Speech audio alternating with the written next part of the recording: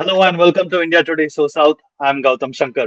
Now, Prime Minister Narendra Modi faced a tougher time than anticipated for the third time, this time after the BJP failed to secure an outright majority. This is for the first time that this has happened under his reign, since they swept to power just about a decade ago. Now, the BJP has won 240 seats in this seven-phase elections, and they have fallen 32 short of the halfway mark in the 543-member Lok Sabha. Now, the BJP was expected to make a lot of gains in the southern states of Telangana, Andhra Pradesh, Karnataka, Tamil Nadu, and also Kerala.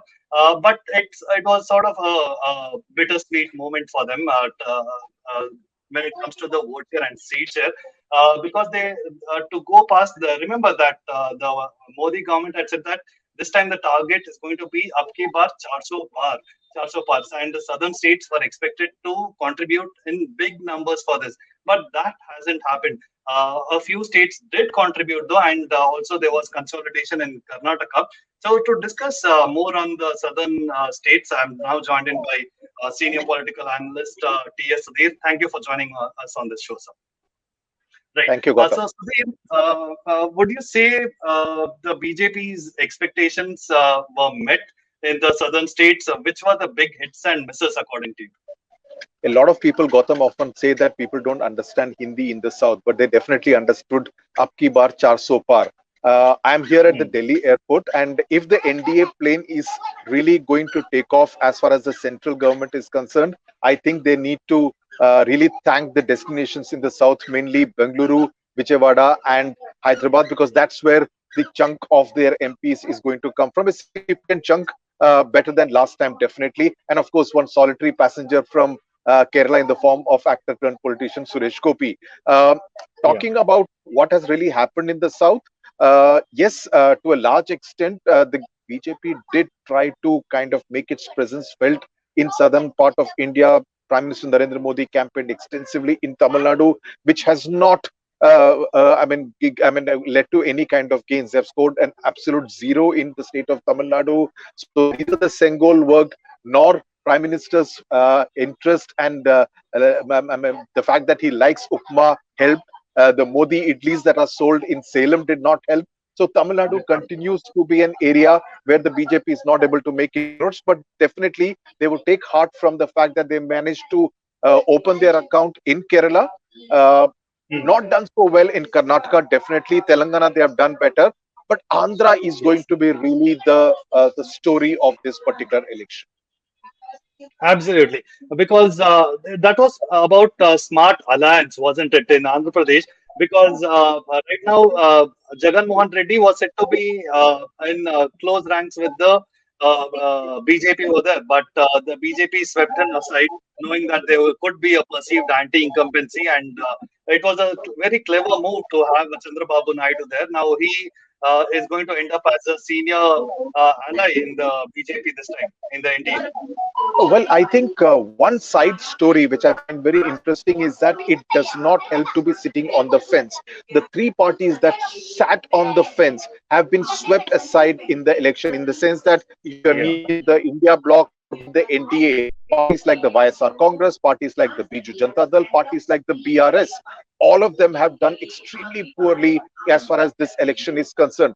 Talking specifically about Andhra, yes, it was a smart alliance, and I suspect for 4.5 years the top duo of the BJP was not willing to engage with Chandrababu Naidu. It was only early this year in 2024 they finally said that we could admit Chandrababu Naidu back into the NDA. And I suspect it is because both Narendra Modi and Amit Shah were aware of the ground reality across the country that they would need these kind of numbers, which is why. So it was essentially a decision taken in the interest of the BJP, and not because of sudden outpouring of love for Chandrababu Naidu. They knew that only if Naidu brought in those numbers into the NDA Yeah. would they be able to once again come back to power. So definitely a smart political decision as far as the BJP is concerned. But definitely how this pans out, that's going to be the more interesting story to watch out for. Absolutely. Now, Sudhir, talking about the alliances there, they formed very smart alliances in Andhra Pradesh. Yes, agreed. Telangana, they didn't have to. In Karnataka, they tried the JDS. But in Tamil Nadu, they did have an alliance with the ADMK.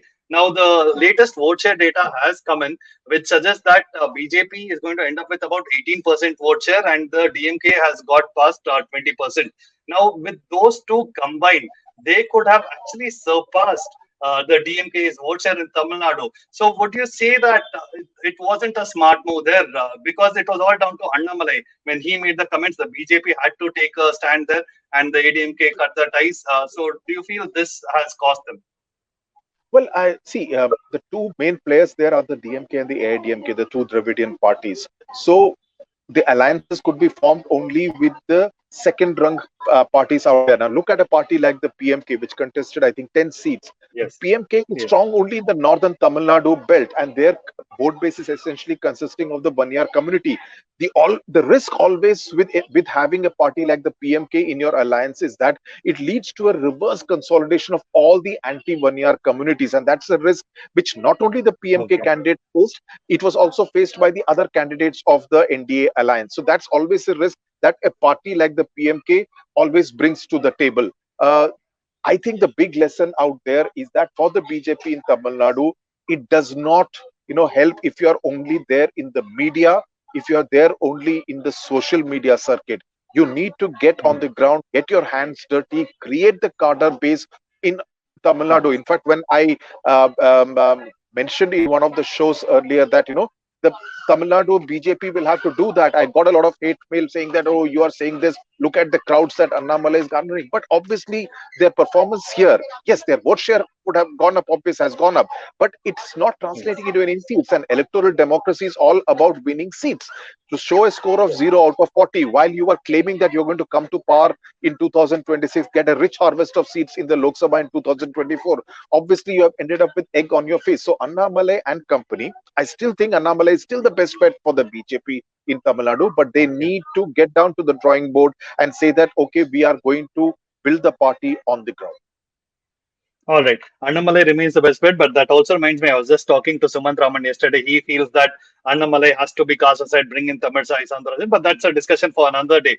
Now, talking about the expectations, now the BJP has made gains, like you said, in states like Telangana and Andhra Pradesh, and also that one seat in Kerala now.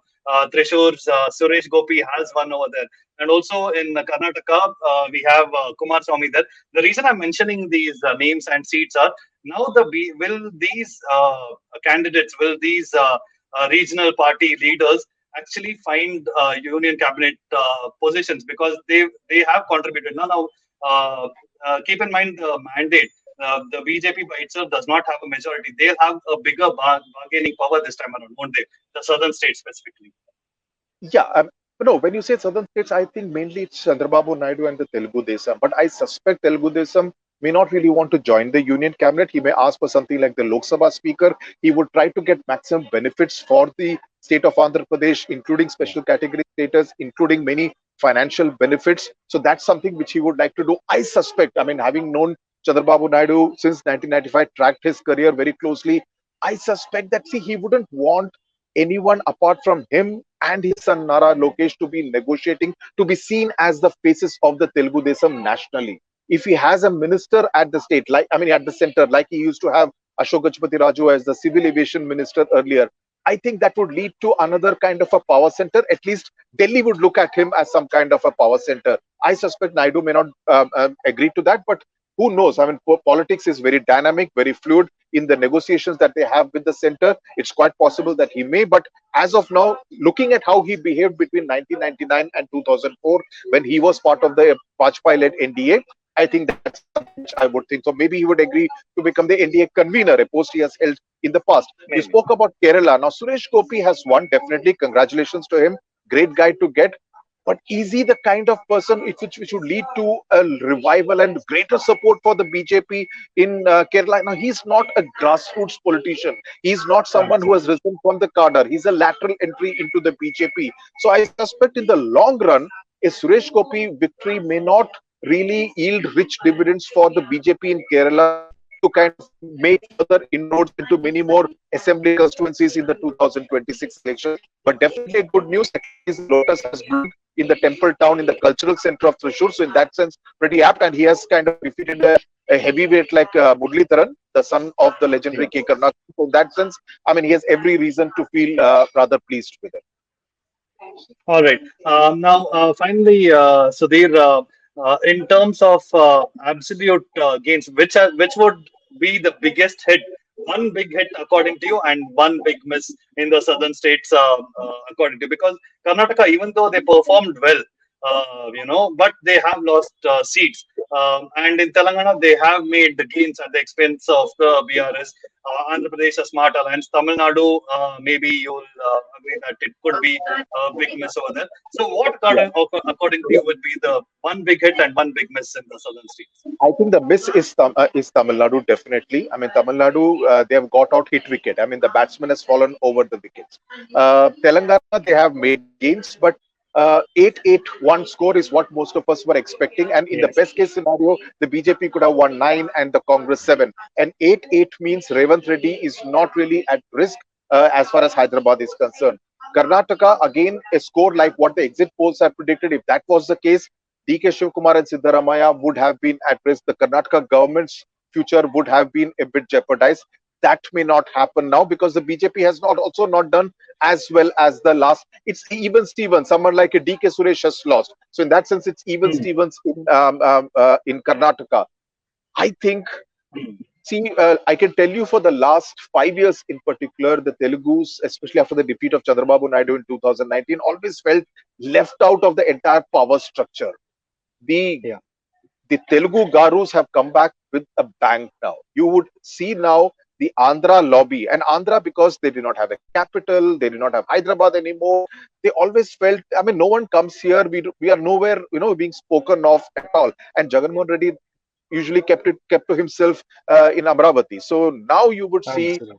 the Andhra Raos and Reddys coming back with a bang, and Chandrababu Naidu is going to make his presence felt, and that's both good news and perhaps not so good news because Chandrababu Naidu is known to be a good negotiator in terms of getting stuff for himself and his state, and that's what would happen. And I think it's also good news for Andhra Pradesh because Andhra, staring at an empty exchequer, really needs all the help it can get from the center. So Chandrababu Naidu, Nitish Kumar, these are the two leaders to look out for over the next few months. I'm not even saying few years, few months for sure.